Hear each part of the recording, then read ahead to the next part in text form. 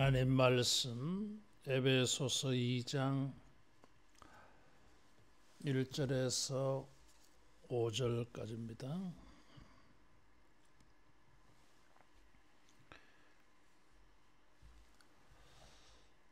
그는 허물과 죄로 죽었던 너희를 살리셨도다.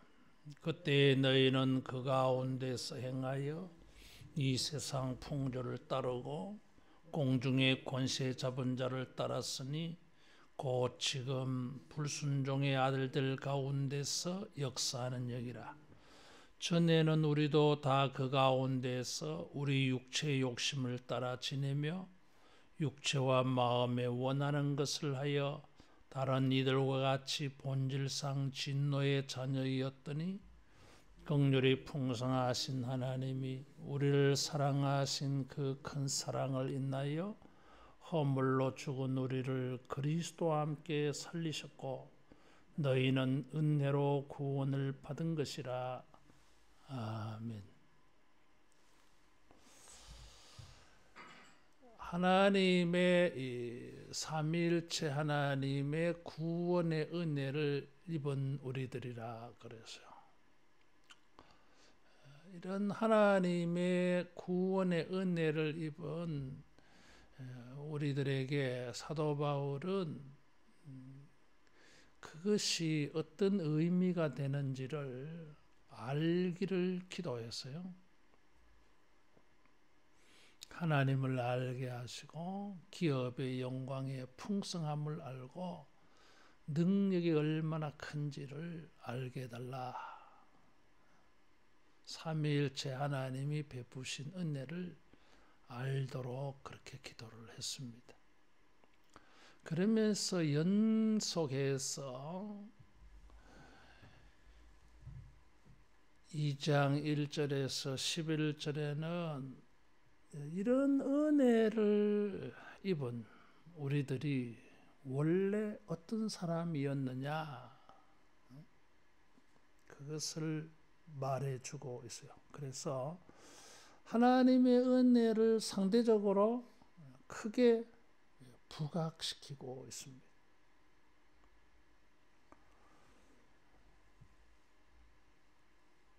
하나님이 우리를 위하여 베푸신 은혜가 얼마나 큰지 그것은 최초의 인간의 상태를 보면 대조적으로 잘 깨달아집니다. 우리가 얼마나 큰 죄인이냐 하는 것을 깨달을 때에 이 삼위일체 하나님의 구원의 은혜가 깨달아져요. 그런 자신의 이 은혜를 얻을 수 없는 이 타락한 전적 부패한 상태를 알지 못하면 삼위일체 하나님의 은혜를 알 수가 없어요. 감동도 없고 감격도 없어요. 당연하게 생각하고 심지어 그 은혜의 가치를 잘 모릅니다. 사도 바울은 이런 것을 깨닫게 하기 위하여서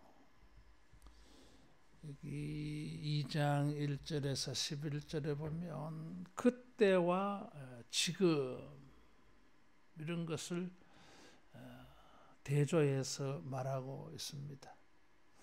2장 2절에 보면 그때, 3절에는 전에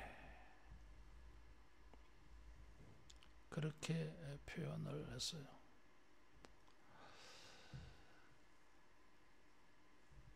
이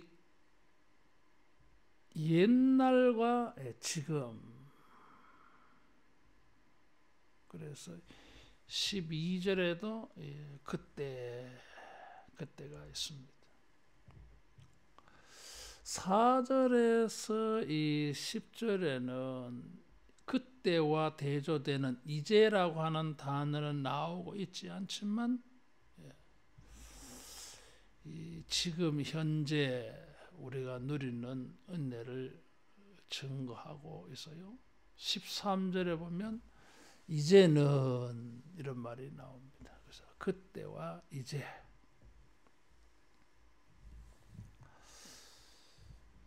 이 과거와 지금을 비교해서 말하고 있어요. 그래서 과거의 상태는 1절에서 3절에 하나님의 구원을 얻기에는 우리의 공로가 없어요. 여기 허물과 죄로 죽었던 너희를 살리셨도다 그래서요. 살리셨다고 하는 것은 작은 글씨로 되어 있어요. 이것은 원문에는 없어요. 허물과 죄로 죽었던 너희를 이렇게 되어 있는 것입니다.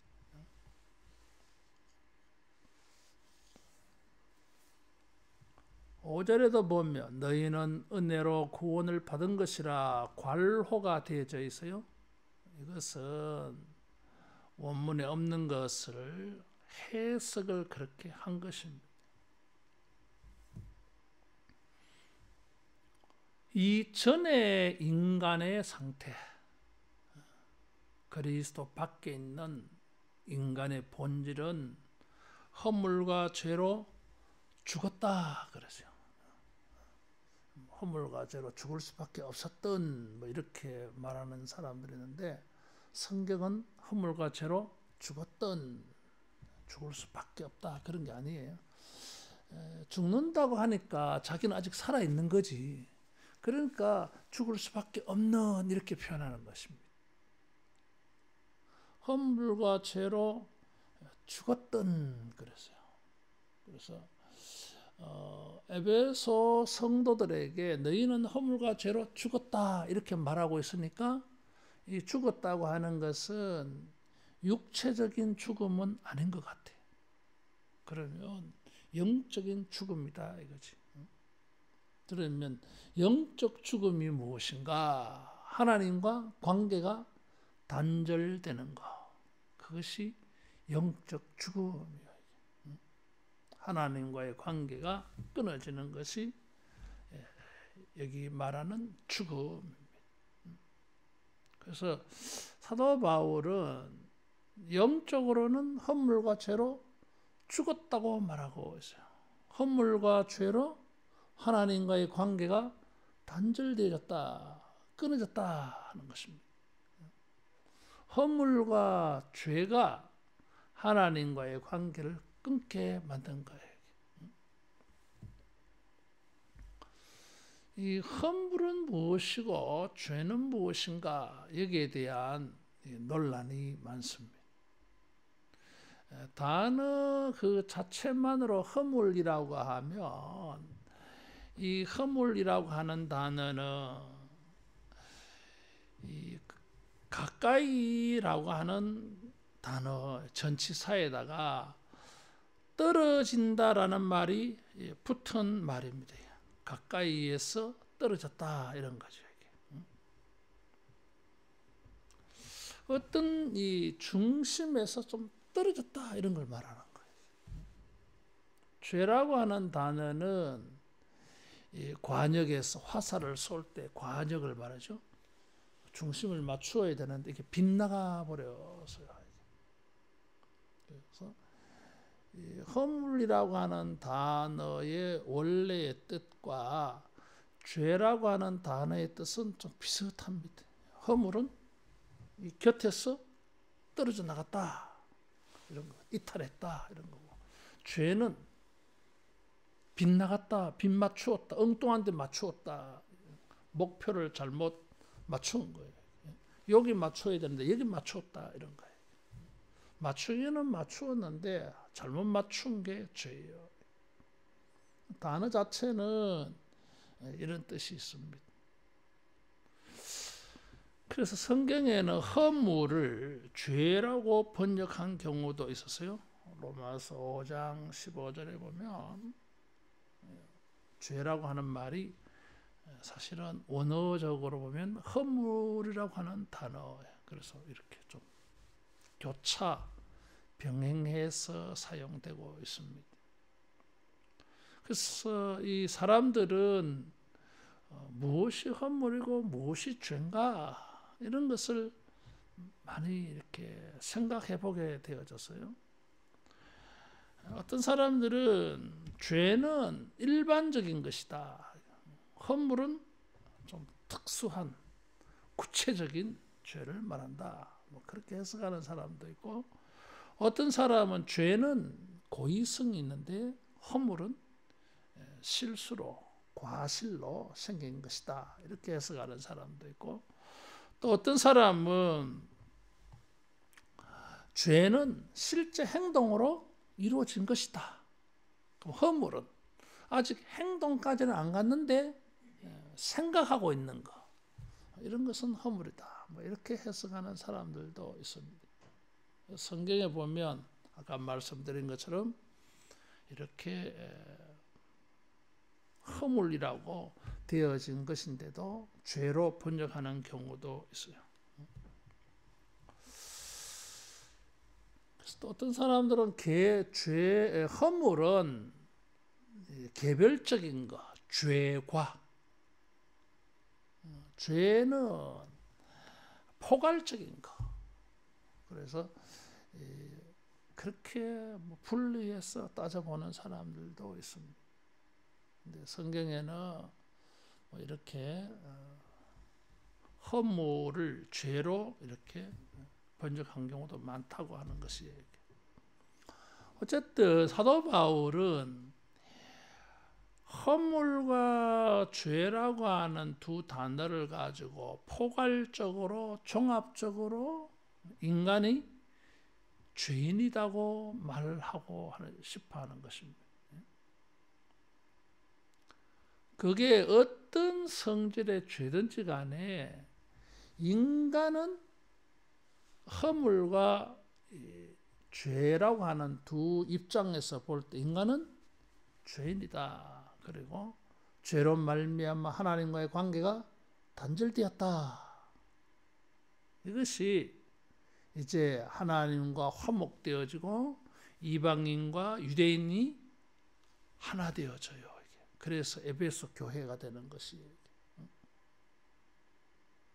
그래서 그런 하나님과 우리의 관계가 회복되어지는 그런 것을 염두에 두고 우리는 이런 입장으로 보든지 저런 입장으로 보든지 간에 허물을 가지고 우리를 따져보든지 죄라고 하는 단어를 가지고 우리를 따져보든지 간에 인간은 죄인임에 틀림이 없다. 그래서 이런 포괄적인 단어를 가지고 인간은 죄인임에게 틀림이 없다. 그리고 그 허물과 죄로 인간은 죽었다. 에베소 교인들이 살아 있습니다. 그런데 죽었다고 말한 것은 영적 죽음이다 이거죠. 바울은 우리 인간의 상태를 허물과 죄로 하나님과 단절되어진 그런 존재였다. 그런데 하나님의 은혜로 하나님과 수평적인 화목이 이루어지고 수직적으로는 하나님과 인간 사이의 화목이 이루어지고 수평적으로는 2장 11절 이하에는 유대인과 이방인이 하나가 되어져서 관계가 회복되어져요. 그래서 관계가 회복되어졌으니까 살아났다 이렇게 표현하는 것입니다. 그래서 죽었다 살아났다고 하는 것은 육체적인 죽음과 생명을 말하는 것이 아니라 하나님과의 관계가 회복되어졌다. 그것이 살아났다 하는 것입니다. 여기에 인간은 허물과 죄로 죽었다. 사도 바울은 이걸 말하고 싶어요.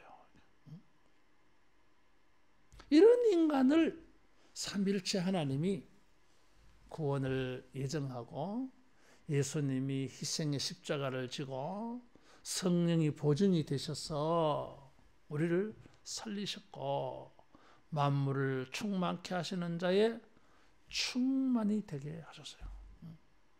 그래서 예수님을 믿는 것은 큰 축복입니다. 따라하겠습니다. 영적으로 하나님과 관계가 회복되어졌다. 영적으로 하나님과의 관계가 회복되어졌어요. 하나님과의 관계가 끊어지는 것이 죽음, 영적 죽음. 이런 우리를 그리스도가 살아나게 하셨어요.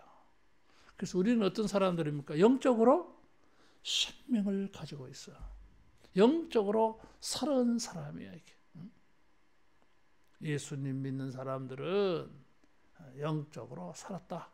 허물과 죄가 있지만은 4절에 보니까 하나님의 사랑으로 긍휼로 허물로 죽은 우리를 함께 살리셨고 구원을 받은 것이라. 이 구원을 우리에게 베풀기 위하여 1장 3절에서 14절에 삼위일체 하나님의 역사가 있었어요. 그래서 이 하나님의 은혜가 큰 것입니다. 자, 허물과 죄로 죽은 우리 인간의 배후에 세 가지를 사도 바울은 말하고 있어요. 첫째는 이 세상 풍조를 따르고 2절에 그렇게 말했어요. 세상과의 관계 속에서 우리의 허물과 죄는 어떻게 나타났느냐 하는 것입니다. 세상 속에서 세상을 대하여서 세상을 향하여서 우리는 어떤 허물과 죄가 있느냐 하는 것입니다. 여기에 이 세상 풍조를 따르고 그랬어요.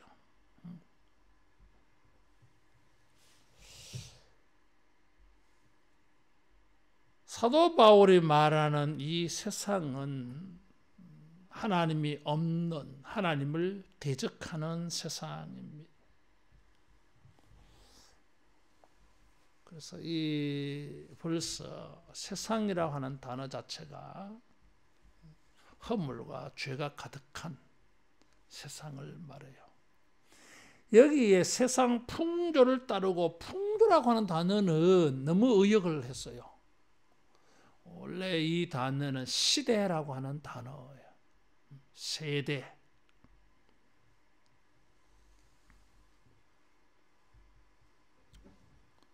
그러니까 이 세상 풍속은 이 세상 시대를 쫓고 이런 거지 뭐. 이 세상 세대를 쫓고. 로마서 12장 1절 2절에 이 세대를 본받지 말고 그랬어요. 바로 그런 거예요. 그래서 이 세상의 시대를 따라가지 말라. 그러다 보니까 의역을 하니까 이 세상의 풍조라는 말이 나오게 된 것입니다. 풍조, 풍속. 이 세상의 풍속. 우리는 허물과 죄로 죽은 사람들인데 우리의 허물과 죄가 무엇입니까? 세상의 풍속, 세상의 그 시대성, 그것을 따라갔어. 세상은 하나님 없는 세상, 하나님을 거부하고 하나님을 대적하는 세상이에요. 이 세상의 가치관, 이 세상의 정신, 이 세상의 관습, 이 세상의 풍속, 이 세상의 유행, 이런 걸 따라갔어. 이것이 인간의 허물과 죄라고 하는 것입니다. 이것이 우리를 하나님과 관계를 단절시키는 게 돼서. 그래서 사도 바울이 이 세상을 본받지 말고 이 세대를 본받지 말고 이 시대를 본받지 말고 이 세상의 풍속을 따르지 말라 이렇게 말하는 것입니다. 전에는 우리가 이 세상 풍속을 따라갔어. 세상에 유행하는 거, 세상의 가치관들, 세상의 방식들. 그런 것을 따라간 결과가 무엇입니까? 우리가 원래 목표로 삼았던 것에서 이탈하게 되어진 거예요. 허물과 죄가 되어버려서. 그 결과 무엇입니까? 하나님과의 관계가 단절되어졌어요. 여기서 우리가 영적 원리를 볼 수가 있어요. 세상 풍조를 따라가면 하나님과의 관계가 끊어져요. 그렇지. 세상의 방식들, 세상의 풍습들, 세상의 정신들, 세상의 가치관들 이걸 따라가다 보면 탕자처럼 하나님에게서 분리되어집니다. 우리가 이것을 주목해 봐야 돼요. 그래서 이 세대를 본받지 말고 관습, 풍속, 시대에 유행하는 거. 유행이라고 하는 단어를 생각하면 사람은 자꾸 옷을 생각해요. 패션. 옷 입는 것도 유행. 생각하는 방식도, 살아가는 방식도 유행하는 거. 모더니즘 뭐 이런 거 말하는 거예요. 그래서 이런 게 요즘 유행이다. 우리가 이런 것을 조심해야 돼요. 그런 유행하는 것이 우리로 하여금 하나님에게서 빗나가게 만들어.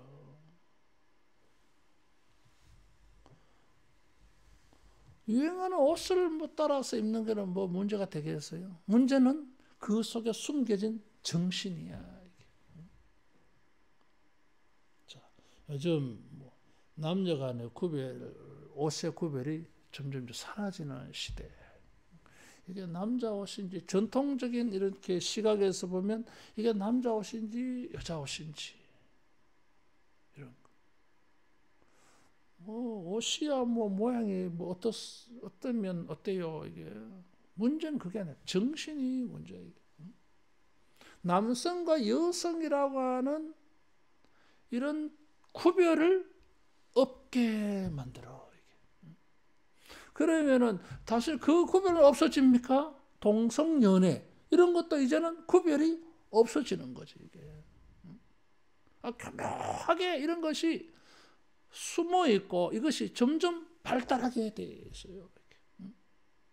그래서 이런 세상의 방식들, 가치관들, 규범들, 풍속들은 그 어떤 정신, 생각이 거기 반영되어 있기 때문에 그런 것을 따라가면 허물과 죄, 하나님에게서 이탈, 엉뚱한 데 맞추어. 결국 어떻게 됩니까? 죽음, 영적 죽음에 피할 수가 없다. 그래서 바울이 말한 것처럼 이 세대를 본받지 말라. 세상 사람들의 사고방식, 방식이요 이게. 그래서 이 풍속이라고 하는 단어는 여러 가지로 번역될 수 있어. 유행하는 거, 방식, 풍속, 규범, 가치관 전부 다 통하는 말이에요. 그래서 우리는 이런 생활의 방식, 시대의 풍속, 방식도 잘 분별해야 돼. 이게 성경적인 풍속이냐, 유행이냐, 방식이냐 다 따져봐야 돼. 그렇지 아니하면 그런 방식에 미혹되어서 하나님에게서 이탈되어진다, 멀어진다. 자, 예를 들면 현대는 편리주의잖아. 세상의 방식이야. 예수님의 방식은 자기를 부인하고 자기 십자가를 지라 이런 거지. 그럼 나는 예수님을 믿는데 뭐예요? 편하게 살아가는 방식에 너무 익숙했어. 그래서 신앙생활도 편하게 하고 싶어. 이거 뭡니까? 세상의 풍족, 풍소를 따라가는 거예요. 이 허물과 죄가 되고 결국에는 하나님과 관계가 소원해져 멀어져. 그게 무서운 거예요. 이게. 그래서 이 세상 풍속을 따르지 말라. 두 번째로 우리의 허물과 죄로 죽은 배후에 영적인 관계가 있어요. 공중의 권세 잡은 자를 따랐다 그래서요. 공중은 하늘과 땅 사이의 공간이에요. 이스라엘 사람은 3층 천이 있어요. 3층 천. 저 3층 하늘은 누가 삽니까? 하나님이 계십니다. 그리고 1층 천은 우리가 보는 하늘, 이거는 대기권이죠. 대기권. 이거는 우리 인간들의 공간. 그러면 2층, 하늘의 2층은 뭐예요? 거기가 공중의 권세 잡은 자. 사탄이 장악하고 있어요. 그래서 사탄을 성경은 공중의 권세 잡은 자라고 말해요. 이스라엘 사람들은 그렇게 생각했어요. 하늘을 3층 천으로 생각했으니까. 어쨌든 이 공중의 권세 잡은 자들은 하나님과 우리 인간 사이에서, 하나님과 우리 사이에 이 공간에 누가 들어와요? 사탄이 개입해 들어왔어. 그래서 하나님을 대적하고 인간은 미혹하고 유혹하고 해서 이 사탄이 하나님과 우리 사이에 쏙 들어와 가지고 하나님과 우리 사이를 점점 멀어지게 만들어. 반대로 여기에 예수님은 들어오셔서 하나님과 인간을 십자가로 연결지어서요. 그래서 에베소서 1장에 통일된다 그래서 통일, 하나됨, 성령의 하나되게 하심을 지켜라. 연결시켜줘. 에베소 2장에는 이방인과 유대인의 교회가 하나 되어져. 예수 그리스도 안에서. 예수님은 하나님과 인간을 이렇게 분리되어져 있는 거, 허물과 죄로 이렇게 떨어져 있는 것을 갖다 붙이고 있어요. 그래서 하나님 안에 그리스도, 그리스도 안에 우리. 이래가지고 거리감이 없어. 완전 포개지는 거지. 연합하는데. 사탄은 이 사이에 하나님은 높은 곳에 계시고 인간은 땅에 있는데 이 중간 지점에 사탄이 개입을 해가지고 하나님을 대적하고 인간에게는 유혹하고 해서 하나님과 인간 사이를 자꾸 멀어지게 만들어요. 그 전에는 우리가 누구를 따라가서요? 공중의 권세 잡은 자를 따라가서 사탄을 우리가 추종했다고 말하고 있어요. 아니 사탄은 싫은데요. 아니야. 네가 몰라서 그렇지. 자기도 모르는 중에 의식하지 못하는 사이에 사탄을 따라간 거예요. 그 단적 예가 하와 선악과를 따먹을 때에 뱀이 탁 나타나가지고 하나님과 인간 사이를 이간질 시키잖아요. 하나님을 비방했어요. 따먹으면 죽는다 그랬다 하니까 아니야. 그걸 따먹으면 너희가 눈이 밝아 하나님처럼 하나님과 같이 되는 것을 하나님이 두려워했어. 그래서 따먹지 말라는 거야. 하나님을 악평하는 것입니다. 이게. 아주 하나님을 온전한 하나님으로 만드는 거야. 이게.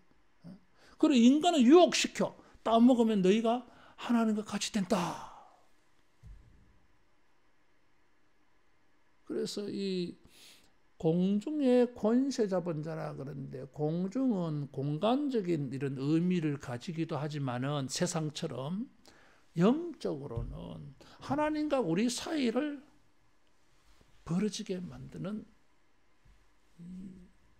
역할을 공중이라고 표현한 것입니다. 하나님과 우리 사이에 이 사탄 놈의 새끼가 들어와가지고 우리를 이렇게 하는데 우리가 어떻게 됩니까? 사탄 말을 듣지 말아야 되는데 사탄 말을 들었어. 하나님은 먹으면 정령 죽으리라 했는데 사탄은 결코 정령 죽지 않는다. 자, 이 누구 말을 들어야 됩니까? 하나님 말씀 들어야지. 왜? 하나님이 나를 창조하셨고 하나님이 나에게 이 모든 것을 주셨어. 사탄이 우리에게 준 게 뭐 있어요? 아무것도 없어. 숟가락 하나 얹어가지고 선악과 따먹으면 하나는 같이 된다. 이렇게 유혹하고 있을 뿐이야. 모든 것이 하나님으로부터 내게 다 왔는데 하와가 왜 사탄 말을 듣습니까? 유혹, 미혹 당해가지고. 사탄이 나에게 준 게 하나도 없는데도 미혹당하면 사탄은 천사처럼 보이는 거야. 광명한 천사. 예수님은 뭐 십자가에 달리신 예수님으로 보이는 거야. 부담스러우고. 그리고 사탄만 따라가 버리지. 그렇게 하면은 빗나가. 사탄을 따라갔으니까 하나님에게서는 점점 멀어지겠지. 결국 어떻게 됩니까? 하나님과의 관계가 단절, 죽음이야 이게. 전에는 우리가 그랬다 그랬어요. 그럼 지금은 예수님을 연결고리로 해서 하나님에게 붙어야지 이게. 그런데 사탄이 뭐 가만히 있겠어요. 지금도 사탄은 공중의 권세 잡은 자로서 하나님과 우리 사이에 공간을 차지해가지고 하나님을 회방하고 우리를 미혹해요. 이게. 잘 분별해야 돼. 하나님에게 이게 가까이 가는 건지 하나님에게서 멀어지는 건지 잘 살펴야 돼.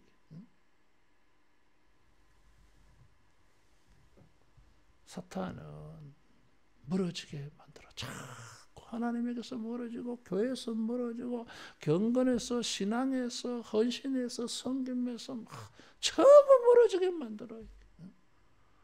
그러면 되게 편하고 좋잖아요. 이게. 세상 풍조. 어느 날 뭐예요? 영적으로 다 죽은 거예요.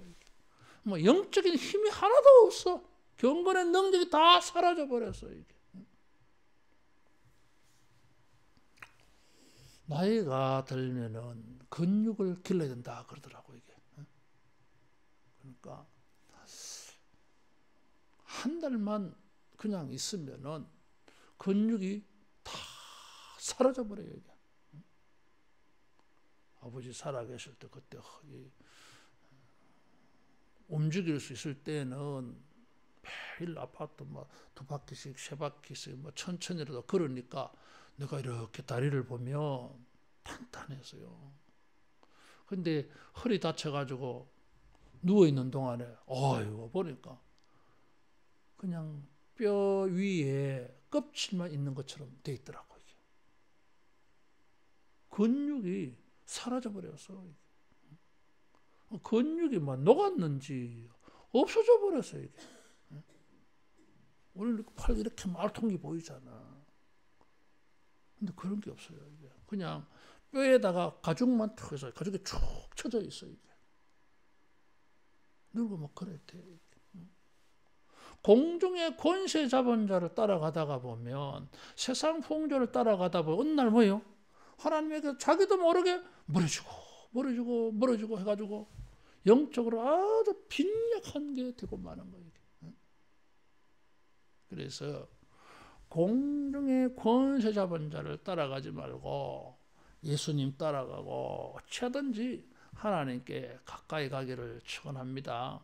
그래야 됩니다. 그렇지 않으면 구원은 받았는데 완전 중환자처럼 아무런 힘이 없어. 숨만 쉬고 있어. 이게. 그래서 라오디게아 교회처럼 살았다 하나 실상은 죽은 자로다. 아무것도 못해. 여러분 뭐 육체가 뭐 약해서 못하는 게 아니야 이게. 영적으로 뭐 약해져 버린 거야 이게.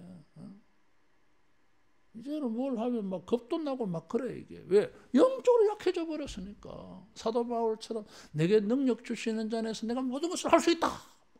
이렇게 막 사기 충천해야 되는데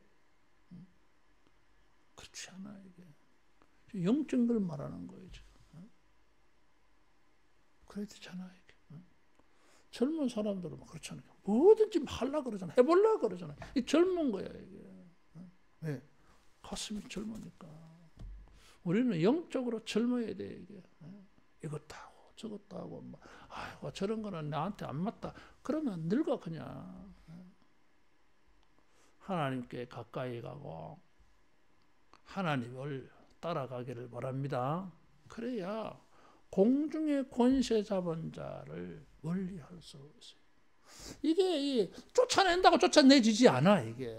그래서 이게 따른다라고 하는 표현을 썼어요.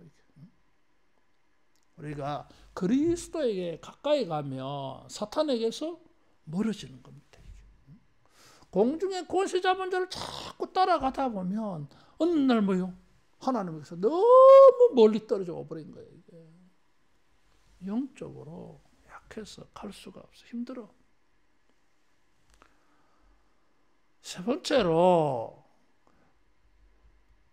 이 공중의 권세 잡은 자를 불순종의 아들들 가운데 역사하는 영이라 그래서 세 번째는 불순종의 아들들을 따라가. 3절에 보면 진노의 자녀들 그 가운데에서 우리가 육체의 욕심을 따라 지내며 육체와 마음에 원하는 것을 하여. 세 번째는 사람들 속에서 그 사람들 어떤 사람들이요? 불순종의 사람들, 진노의 자녀들이라 그랬어. 이런 사람들 속에서 우리가 뭘 합니까? 욕심을 따라. 여기도 따른다라는 말이 나왔어요. 욕심을 따라. 이제 뭘 따라갑니까? 불순종하는 사람들이 가지고 있는 욕심을 따라가. 공중의 권세 잡은 자를 따르듯이. 불순종하는 사람들이 가진 욕심, 이것을 육체의 욕심이라 그랬어요. 바울은 갈라디아서 5장 16절 이하에서 이걸 말하잖아. 육체의 욕심, 성령의 욕심, 이걸 대조해서 말해요. 자기 육체, 육신, 이 육체라고 하는 것은 사도 바울의 죄의 도구야. 이 거룩한 일에 그리스도의 몸이 되어지는 그리스도의 지체이기도 한데 이게 한편으로는 뭐예요? 죄의 도구야. 이게 죄의 도구로 사용되어질 수도 있고 그리스도의 지체로도 사용되어질 수 있는 게 육체야. 이게. 그러면 이 육체가 어떤 욕심을 가져야 됩니까? 그리스도의 지체로 쓰임받고 싶어하는 거룩한 욕심, 욕망, 욕구 이게 돼야 돼. 근데 이게 아니고 뭡니까? 내 몸의 욕심, 내 몸이 원하는 대로 살고 싶어. 근데 내 몸이 원하는 대로 살고 싶어서 따라갔는데 그게 뭐예요? 알고 보니까 불순종의 사람들을 따라가고 있어. 이게. 불신앙보다 더 강팍한 게 불순종이요. 이게. 그래서 우리가 영적으로 죽는 거지 뭐 이게. 순종하는 사람들을 바라보면서 야, 나도 저렇게 되고 싶다. 나도 저렇게 살고 싶다. 나도 저 사람처럼 행하고 싶다. 이렇게 돼야 하나님께 가까이 가고 영적으로 살아나지. 근데 누구를 닮아요? 희한하게 못된 것을 배워 이게. 좋은 것을 배우려고 하고 경건한 것을 배우려고 해야 되는데 그런 거는 잘 안 배워지고 희한하게 불순종하는 것들을 배워 이게. 하나님 앞에 심판받을 사람들을 배우는 거예요 이게. 야, 이게 참 무서운 거예요. 학교에서 애들 옛날에 가르칠 때 보면 그 희한해. 이 착한 놈과 이 나쁜 놈이 친구가 되는데 그러면은 이 나쁜 놈이 이 착한 놈을 배워야 되는데 거꾸로야 이게. 항상 착한 놈이 나쁜 놈 거 배우더라고 이게. 그 똑같이 나빠져 버려요 이게. 희한하더라고 이게. 그래서 뭐 맨날 그러잖아. 막 친구를 가려서 사귀라. 나쁜 놈 사귀면 안 돼. 그런 말 얼마나 많이 듣는지 몰라요. 이게. 왜 그렇게 되지 이게? 우리가 타락한 본능과 본성이 있어 그렇지 뭐 이게. 그 사도 바울이 여기서 하나 경고해 주는 거예요. 이게. 따라하겠습니다. 순종하는 사람들 따라가자. 순종하는 사람들 따라가야 돼요. 이게. 그리스도의 은혜를 입은 사람들은 이제 순종하는 것을 따라가야 돼요. 예수님의 순종을 우리가 따라가잖아. 이게. 그래야 진노의 자녀가 안 되고 하나님에게 복을 받는 자녀가 되지. 좋은 거, 순종하는 것을 따라가야 돼. 그게 교회요. 여러분, 우리가 사람들 속에 있습니다. 사람들 속에서 어떤 사람을 따라가야 됩니까? 순종하는 사람들, 헌신하는 사람들, 그 사람들 배워야 돼. 그래야 자신도 모르게 큰 바위 얼굴 되는 거야. 옛날 국어책에 큰 바위 얼굴 있잖아. 이게. 우리가 성경 공부 왜 합니까? 왜 아브라함을 공부하고 야곱 공부하고 모세 공부하고 다윗 공부하고 합니까? 그 사람들 신앙을 배우려고. 그 사람들처럼 되고 싶었어. 그 사람들처럼 뭐 흉내 내고 싶었어. 이런 거지 이게. 왜? 왜 그렇게 해야 됩니까? 그 사람들이 그렇게 해서 복을 받은 걸 우리가 성경에서 보니까 이렇게 해야 복을 받구나. 이렇게 해야 은혜를 받구나. 이렇게 해야 하나님께 가까이 가는구나. 그래서 순종하는 자들을 따라가야 돼. 꼭 불순종하는 사람 따라간다니까. 왜 그런지 모르겠어요. 이게. 그렇게 하다 보니까 뭐예요? 하나님에게 멀어지는 정도가 아니라 진노의 심판의 하나님의 형벌의 대상이 되고 말더라. 이런 우리들을 하나님이 은혜를 베푸셨어요. 그러면 이제는 어떻게 살아야 됩니까? 세상 풍조를 따라서는 안 된다 이거지. 공중의 권세 잡은 자를 따르지 않고 예수님 따라가야 된다 이거지. 불순종하는 사람들, 육체의 욕심을 따라 살지 않고 순종하는 사람들을 보면서 영적으로 성령이 원하시는 것, 거룩한 욕심, 거룩한 욕망, 우리가 그렇게 살아서 하나님께 가까이 나아가는 복 있는 우리 모두 되기를 축원합니다. 기도하겠습니다. 하나님 아버지, 허물과 죄로 죽었던 우리를 예수님을 통하여 우리를 살려주시고 이제 우리가 세상 풍조를 따르지 아니하고 말씀의 진리를 따르는 자가 되게 하심을 감사합니다. 공중의 권세 잡은 자를 따르지 아니하고 예수님을 따르는 자 되게 하심을 감사합니다. 불순종 아들들 속에서 저들과 함께 육체의 욕심을 따라 살지 아니하고 거룩한 성도들 가운데에서 하나님을 순종하며 성령의 거룩한 것을 욕심하며 살게 하심을 감사합니다. 전과 달리 이제는 온전히 변화되어져서 하나님에게 가까이 나아가는 거룩한 공동체로 능력 있게 살게 하여 주시옵소서. 예수님 이름으로 기도하옵나이다.